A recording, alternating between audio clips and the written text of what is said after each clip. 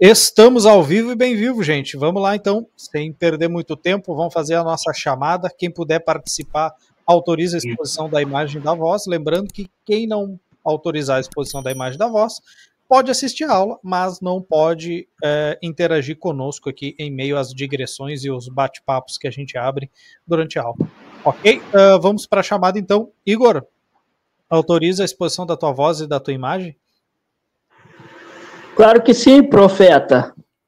Não, só irmão. Muito obrigado.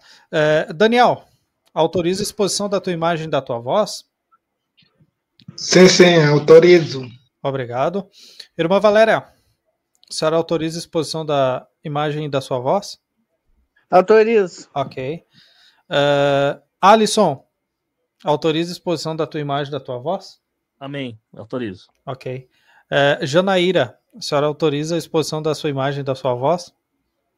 Para poder virar pro lado, mano. Autorizo. Obrigado.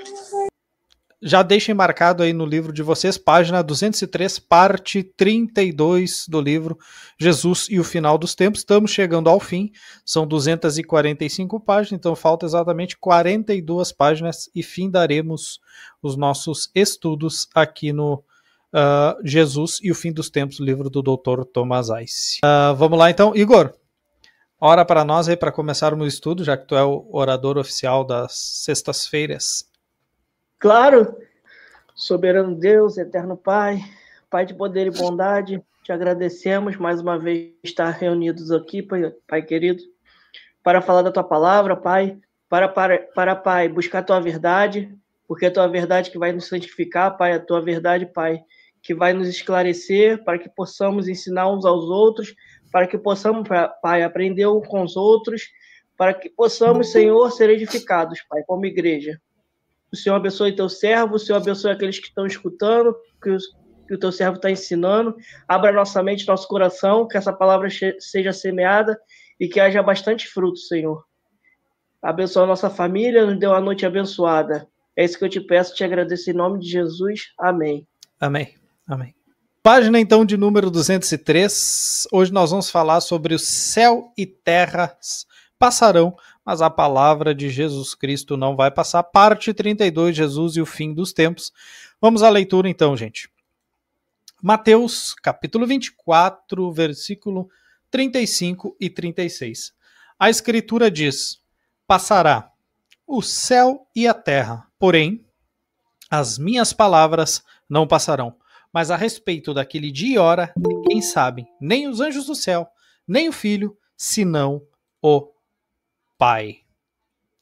Vamos lá, então. No versículo 34, Jesus declarou que não passará esta geração sem que tudo isto aconteça. Quem não viu ainda, corre lá no YouTube do meu canal ou no canal do Tel Escritura, que está lá a explicação do que significa não passará esta geração sem que tudo isso aconteça. Agora, no versículo 35, ele, Jesus Cristo, menciona uma realidade que há de passar de outra realidade, né? Que não passará.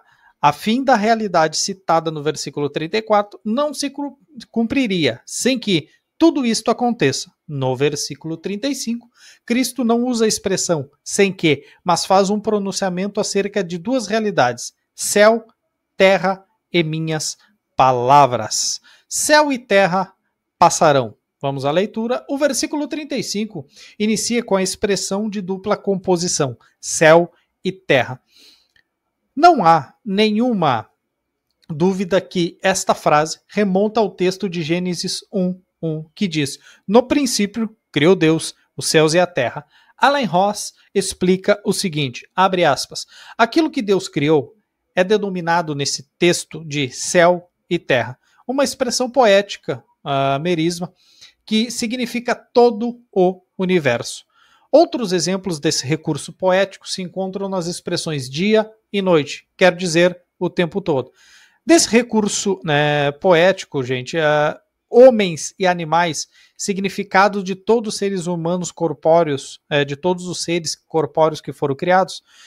Portanto, a expressão céu e terra não somente faz alusão a céu e terra propriamente dito, mas também a tudo que neles existe. O texto de Gênesis 2:4 também usa a expressão numa reiteração de que a obra da criação se completou em 6 dias. Fechou aspas aí para Ellen Ross.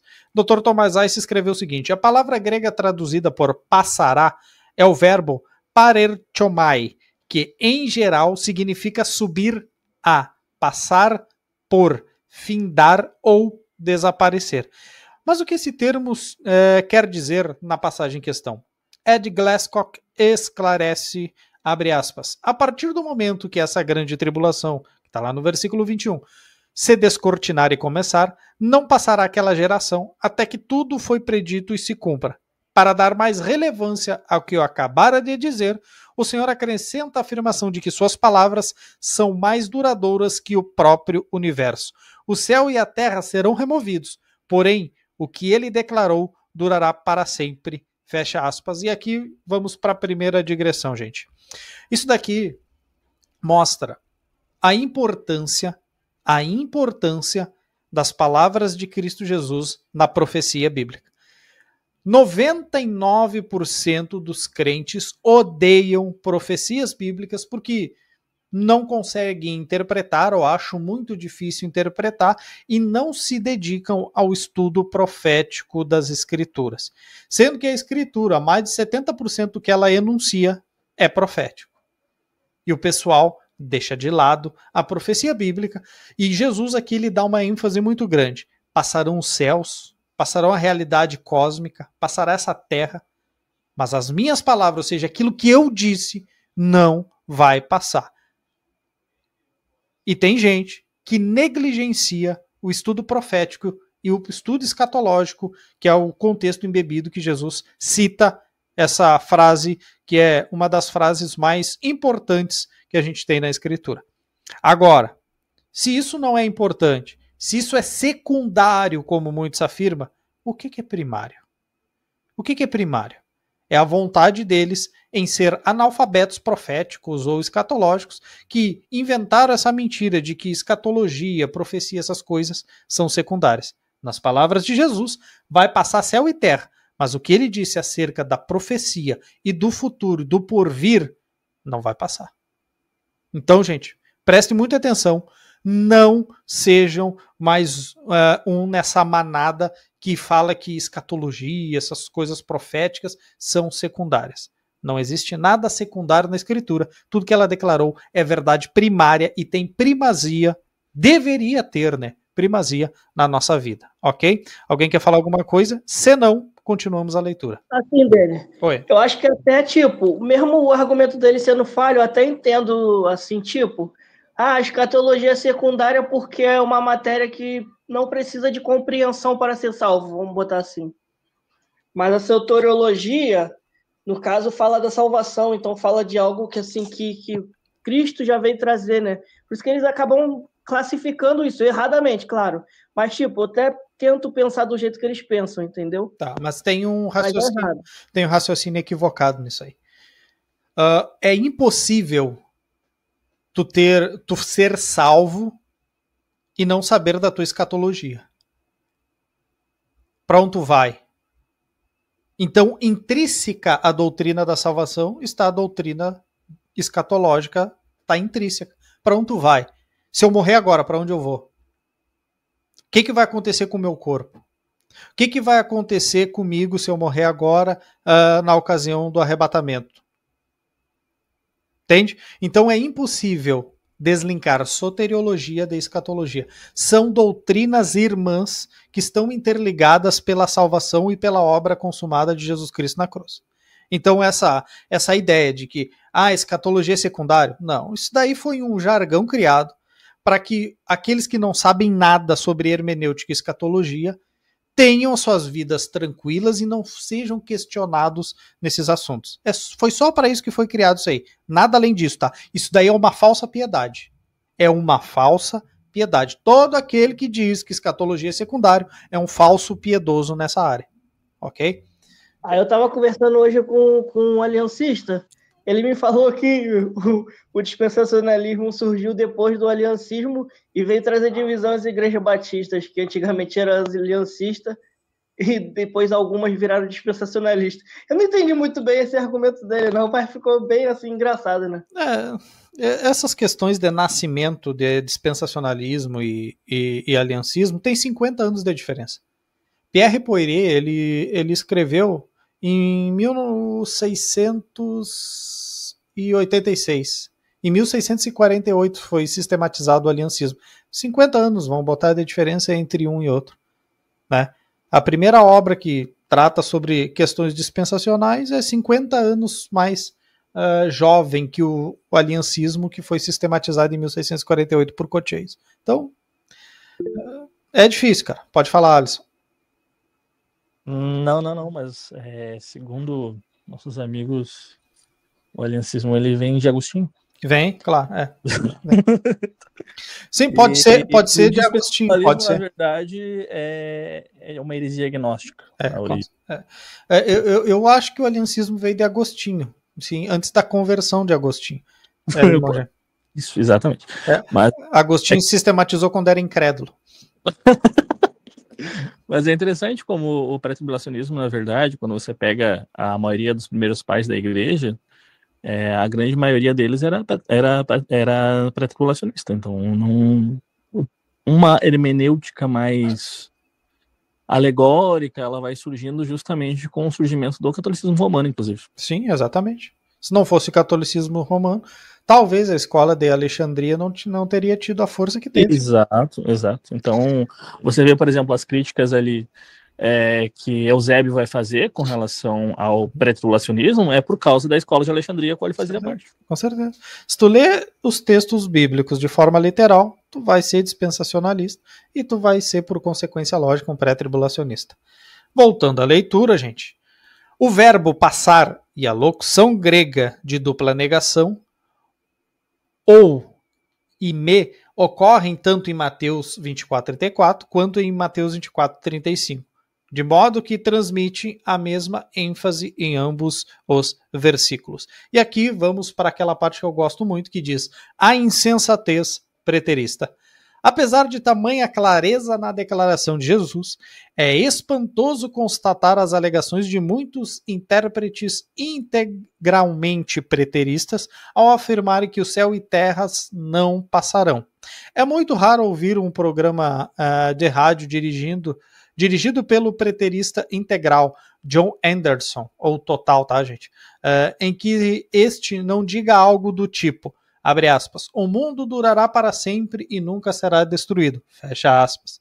Mas, então, que interpretação os estudiosos integralmente preteristas ou totalmente os preteristas totais apresentam para certas passagens bíblicas, como a de Mateus 24:35?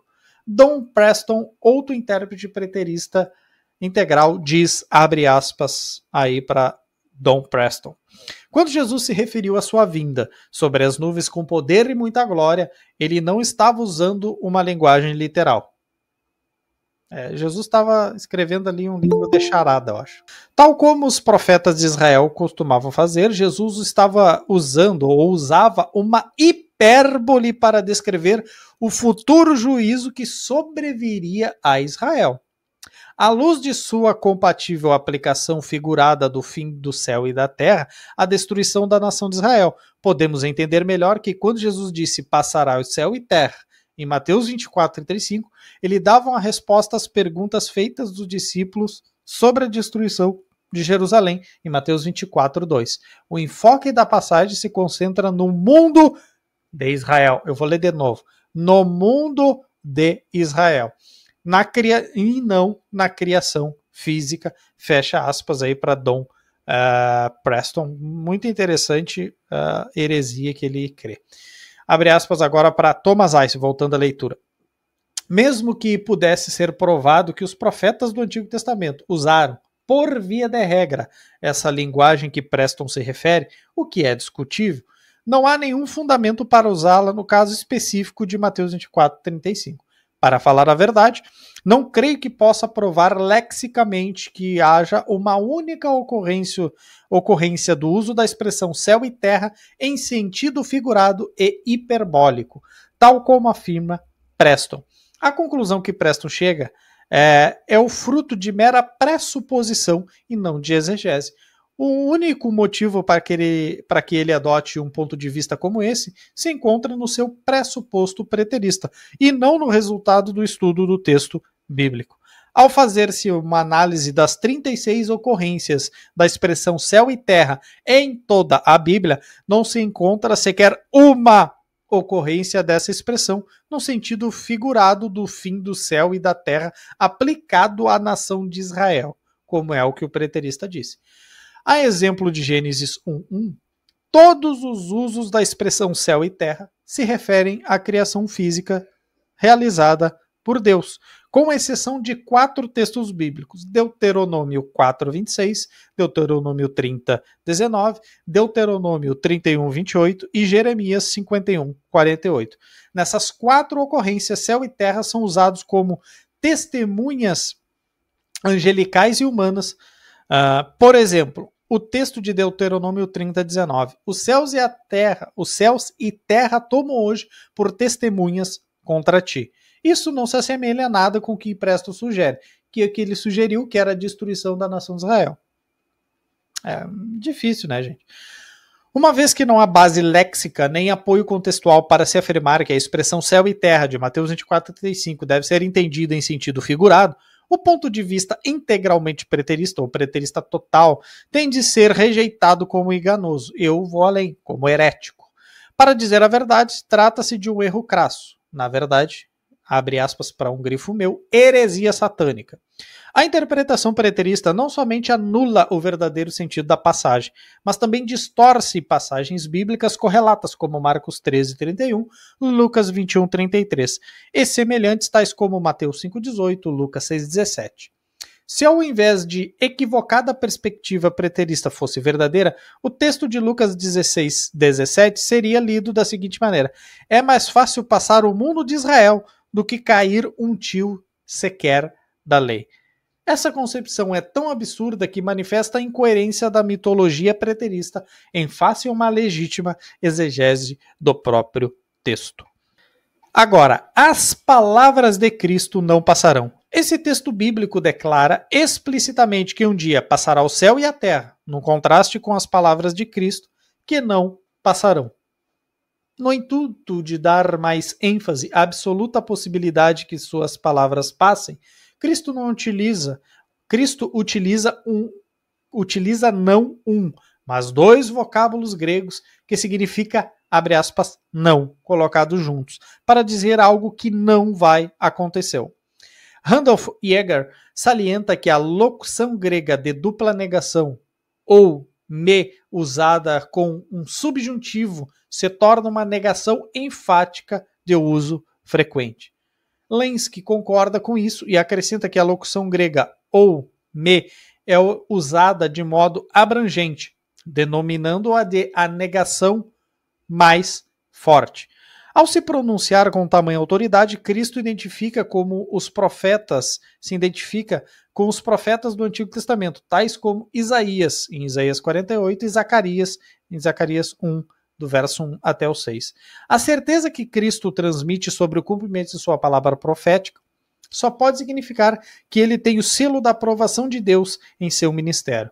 Arno Gäblein esclarece nos seguintes termos, abre aspas aí, sim, céu e terra podem passar, mas as suas palavras não passarão. Isso é tremendamente sério. Aqui ainda lemos as mesmas palavras magníficas e poderosas que no passado foram odiadas por milhares de inimigos de Deus. Palavras que têm sido atacadas e contraditas, inclusive pelos preteristas. Não obstante, o velho inimigo da palavra escrita continua a agredir e desprezar essas palavras através de seus agentes prediletos. Abre aspas aí. Ai, Senhor, muitos deles estão infiltrados na igreja institucionalizada de fé meramente nominal. Fecha o parêntese aí, gente. Porém, tais palavras permanecem firmes, as de Cristo. Elas são tão eternas e tão divinas, tão infalíveis e verdadeiras quanto aquele cujos lábios procedem, a saber, o eterno Filho de Deus. E fecha aspas aí para Dr. Arno Gäblein. O dia e a hora. há pelo menos 6 textos bíblicos, se incluíssemos as passagens correlatas, o total chegaria a 8, que especificamente advertem os crentes em Jesus contra o perigo de se marcar a data da segunda vinda de Cristo e do arrebatamento da igreja. Isso é muito importante, gente, uma pequena digressão aqui.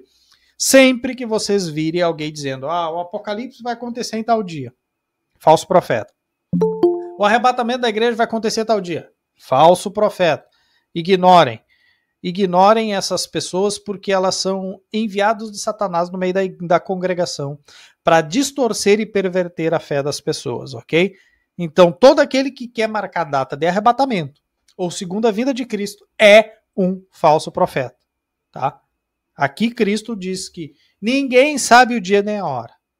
Nem os anjos do céu sabem. Isso daí está guardado, determinado dentro da soberania do Pai. Em primeiro lugar, seria impossível marcar a data do arrebatamento pelo fato de que se tratam acontecimentos sem sinais preditos que o antecede, ou seja, iminente. Doutrina da iminência quebra qualquer datação e marcação de data para que o arrebatamento aconteça. Tá? Então, todo dito suposto pré-tribulacionista que supostamente usa essa fala, já descartem ele como um herege, porque ele não sabe, não conhece nem a crença que ele diz adotar. Pode falar, Igor. Tu lembra de uma época que faziam mó festa com isso? Que botaram data, ano e o caramba... que o pessoal começou a ficar paranoico psicologicamente. Uhum. Isso também é muito porque o crente não gosta de estudar a Bíblia, né? Sim. Se ele estudasse, ele não iria se deixar levar por essas coisas. Mas, cara, foi um negócio assim meio doido. Lá para os anos 2000, começo dos anos 2000. Sim. Não sei se tu vai lembrar. Cara, teve um negócio assim fora do normal. Parece até que era diabólico mesmo. O cara deu a data e todo mundo começou a seguir, acreditou legal, assim, tipo... O cara deu a data exata. Jesus vai voltar nesse dia, tal ano. Caraca, como é que pode? Se nem Jesus falou, como é que a gente vai saber? Sim. Meu Deus, o povo é muito doido. Sim. Geralmente isso aí acontece nos círculos mais pentecostais, tá? Nos círculos mais místicos, que se dizem ser pré-tribulacionistas, porque na verdade pentecostal mesmo que conhece hermenêutica e escatologia são, raríssimas exceções, e eu estou sendo muito generoso. Vamos botar, se tu fizesse um estudo de 100, talvez, e eu estou sendo um cara muito legal numa estatística de 100 pessoas, dentro do pentecostalismo, principalmente aqui do Brasil, tá? Então eu estou sendo bem generoso aí com o pessoal. Mas voltando à leitura aqui, gente, como alguém poderia apresentar um cronograma com data marcada para o arrebatamento da igreja, se, como crentes, somos exortados a aguardar continuamente a volta do Senhor Jesus para encontrá-lo a qualquer momento nos ares? Isso explica a razão pela qual as pessoas marcam a data do arrebatamento. Nunca usam aquelas passagens bíblicas que realmente dizem a respeito ao arrebatamento como base para seus esquemas cronológicos. Preste atenção. Eles vão usar o quê? Textos que falam da segunda vinda de Jesus, que é repleta de sinais. Eles vão pegar esses eventos para tentar marcar a data do arrebatamento. São assim.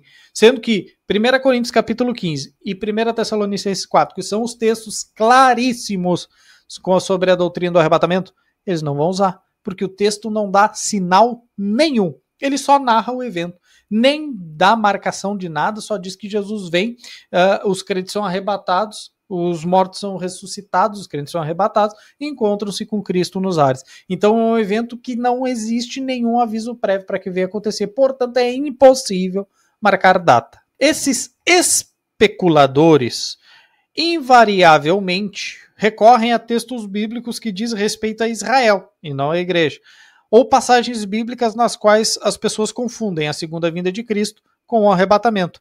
Basta que algo seja declarado apenas uma vez na Bíblia para que se comprove como verdade. Entretanto, quando Deus afirma uma coisa por várias vezes, tal ênfase deve dar mais clareza ao que foi declarado. Abaixo relaciono especificamente os textos das Escrituras para que possamos identificar sem dificuldade essas importantes admoestações bíblicas. Mateus 24:36. Mas a respeito daquele dia e da hora ninguém sabe, nem os anjos do céu, nem o Filho, senão o Pai. Mateus 24:42, portanto vigiai, porque não sabeis em que dia vem o vosso Senhor. Mateus 24:44, por isso ficai também vós apercebidos, porque a hora em que não cuidais, o Filho do Homem virá. Mateus 25:13, vigiai, pois, porque não sabeis o dia nem a hora. O texto de Marcos 13:33 ao 37 é uma passagem correlata. Atos 1:7, respondeu-lhes, não vos compete conhecer tempos ou épocas que o Pai reservou pela sua exclusiva autoridade. 1 Tessalonicenses 5, e é interessante, 1 Tessalonicenses 5, depois que ele narra o arrebatamento da igreja, olha o que o apóstolo Paulo narra após o arrebatamento da igreja. Irmãos, relativamente a tempos e as épocas, não há necessidade que eu vos escreva, pois vós mesmos estáis inteirados com precisão que o dia do Senhor virá como ladrão de noite. As passagens acima se constituem em proibições terminantes contra a marcação da data da volta de Cristo. Elas não dizem que nos primórdios da igreja era impossível saber a data, mas que nos últimos dias alguns conheceriam o momento exato. Elas também não dizem que ninguém sabe o dia e a hora, exceto aqueles que seriam capazes de desvendá-los através de algum esquema. Não, o dia e a hora da volta de Cristo estão ocultos nos desígnios de Deus e ele decidiu não revelá-los, nem mesmo a Jesus Cristo durante o tempo da sua humilhação por ocasião do seu primeiro advento, citando o texto de Mateus 24:36. A Bíblia mostra que a palavra de Deus é suficiente em proporcionar tudo o que é necessário para vivermos uma vida que agrade a Cristo. Ele vai citar o texto de 2 Timóteo 3,16, muito conhecido, e 1 Pedro, 2 Pedro, capítulo 1, versos 13 e 4, também texto muito conhecido. Isso implica que se alguém ou se algo não nos é revelado na Bíblia, é porque não é necessário para a concretização do plano de Deus para a nossa vida. A data da volta de Cristo não é declarada na Bíblia, portanto, a despeito do que alguns possam dizer, o conhecimento do dia e da hora da volta de Jesus não é importante para que vivamos uma vida consagrada a Deus. O Senhor declarou a Israel: as coisas encobertas pertencem ao Senhor, nosso Deus, porém as reveladas nos pertencem a nós e a nossos filhos para sempre, para que cumpramos todas as palavras dessa lei. Deuteronômio 29:29. A data de Cristo não foi revelada. Trata-se de um segredo que pertence única e exclusivamente a Deus. Quando alguém não lida corretamente com um texto bíblico, há pelo menos duas coisas que sempre ocorrem. Em primeiro lugar, a passagem em questão é distorcida e, consequentemente, não se aprende o ensinamento que o autor pretendia transmitir. Isso é muito importante. E aqui eu falo exclusivamente dessa galera mais preterista, tá? Eles não vão para o texto bíblico pressupondo o que o autor bíblico quis dizer. Quando ele, por exemplo, quando Jesus disse, e Mateus relatou que passarão os céus e a terra, mas as minhas palavras não passarão. Tá entendendo? Se vai passar o céu e a terra e as palavras de Cristo não passarão, como é que ele diz que isso daí se correlaciona ao ano 70? Quem deu a autorização profética para alegorizar o texto? Qual autor bíblico no Novo Testamento, escrevendo a igreja, afirmou essa visão aí que o preterismo, essa interpretação que o preterismo dá para o texto bíblico? Qual autor inspirado fez isso? Nenhum. Muito pelo contrário, a gente tem relatos, por exemplo, em Pedro, que passará essa realidade, essa terra, os elementos vamos assim, se desfalecerão abrasados, e Apocalipse narra que teremos novos céus e nova terra. Então note, a escritura é contrária aos ensinamentos e à leitura preterista. Então é um tanto quanto óbvio. Está errado e não há o que seja feito para ajudar esse pessoal. Em segundo lugar, uma compreensão equivocada, renduda num falso ensino, que nunca seria propagado se alguém não interessasse ou não interpretasse determinado texto bíblico de forma incorreta. A partir da passagem bíblica que está o estudo, podemos saber o seguinte: um dia, céu e terras ou céu e terra passarão.